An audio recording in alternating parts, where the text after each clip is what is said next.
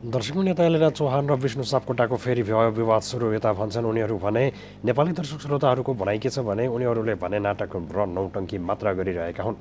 कहिले भने उनीहरू मिल्छन् त कहिले झगडा गर्छन्, फेरि त्यही मिलवाद सुरु हुन्छ भने फेरि चाहिँ झगडा सुरु हुन्छ भन्दै एलेना चौहान र विष्णु सापकोटाको भने निकै चर्को चर्की भने बढिरहेको छ।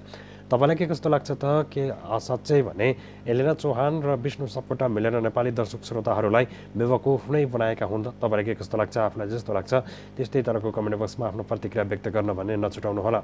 पछिल्लो समयमा उनीहरूको डिभोर्स हुन साथ विभिन्न प्रकारका न्युजहरू भाइरल बने, तर अहिलेको समयमा हेर्ने हो भने उनीहरू एक हुने र मिल्ने भन्दा बाहेक अरू कुनै न्युज आउँदैन।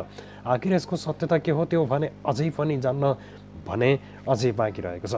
तर यसको सत्यता हेर्ने हो भने आखिर उनीहरूले गर्न खोजेको के हो त्यो विषयमा भने अझै खुल्न आएको छैन। तपाईँलाई के कस्तो लाग्छ, कृपया आफूलाई जस्तो लाग्छ त्यस्तै तलको कमेन्ट बक्समा आफ्नो प्रतिक्रियाहरू व्यक्त गरिदिनुहोला।